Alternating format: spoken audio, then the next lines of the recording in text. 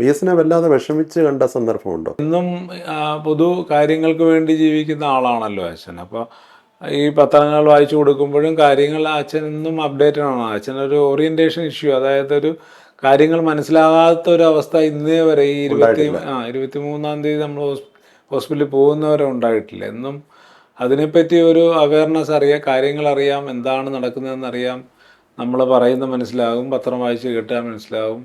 അപ്പോൾ അതുകൊണ്ട് തന്നെ അച്ഛന് ഇഷ്ടമുള്ളവരൊക്കെ തന്നെ ചിലപ്പോൾ അന്തരിക്കുമ്പോഴൊക്കെ തന്നെ നമ്മൾ അത്രയും സൂക്ഷിച്ചാണ് അത് അച്ഛനോട് പറഞ്ഞത്. കാരണം അച്ഛൻ നേരത്തെ തൊട്ട് ഈ BP ഫ്ലക്ച്വേഷൻ ഉണ്ട്. അപ്പോൾ നമുക്ക് ഒരു മരണത്തെ ലൈറ്റായിട്ട് പറയുക എന്ന് പറഞ്ഞാൽ സീരിയസ് ആണ്, ഹോസ്പിറ്റലാണ് എന്നൊക്കെയാണ് ആകെ പറയാൻ കഴിയുക. അത് കഴിഞ്ഞ് പിന്നെ പറയാമെന്ന് പറയുമ്പോൾ ആദ്യം പറയുമ്പോൾ തന്നെ അച്ഛനത് മനസ്സിലാവും.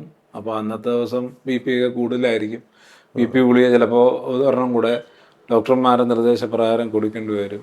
യെച്ചൂരി മരിക്കുമ്പോഴും കോടിയേരി മരിച്ചപ്പോഴും അതെ, ഗൗരിയമ്മ മരിക്കുമ്പോഴൊക്കെ തന്നെ ഈ ഒരു വിഷമം അതെല്ലാം അദ്ദേഹം അറിഞ്ഞിരുന്നു. അതെ, അതൊക്കെ അറിഞ്ഞു തന്നെയാണ് പോയത്.